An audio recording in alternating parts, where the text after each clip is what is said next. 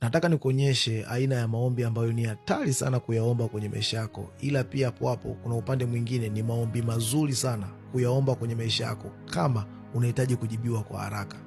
Aina hii ya maombi ni maombi ya nadhiri. Maombi ya nadhiri kuna upande mbili zimegawanyika. Upande mmoja ni upande mzuri sana na upande mwingine ni upande mbaya. Sasa nitaanza kuelezea kwenye upande mzuri. Ninazungumzia upande mzuri kivipi? Kwa sababu maombi ya nadhiri huwa yanamfanya Mungu akujibu kwa haraka sana kwenye maisha yako. Yaani kama unatafuta kujibiwa kwa haraka kwenye baadhi ya vitu vingi unavyomwomba Mungu, tumia haya maombi ya nadhiri.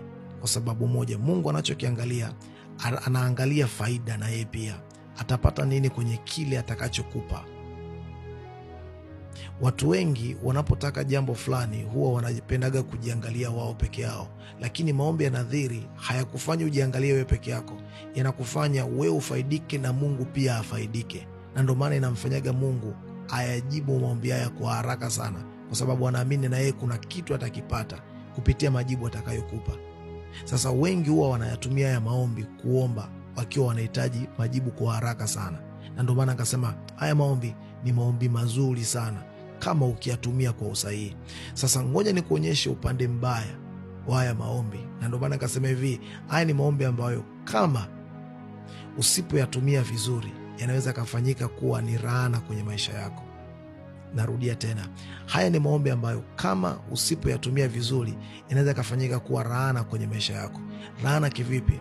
Watu wengi wanapokuwa wana uhitaji wa kitu fulani kwenye maisha yao huwa wanaweka nadhiri.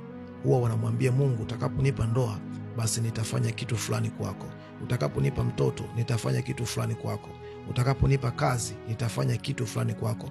Wengi huwa wanaweka nadhiri, lakini asilimia kubwa huwa hawafuti nadhiri walizoziweka baada ya Mungu kuwajibu. Yaani wameshapata ndoa walizomwomba Mungu, lakini wamesahau kwamba kuna nadhiri waliiweka wakati wanamwambia Mungu awape ndoa.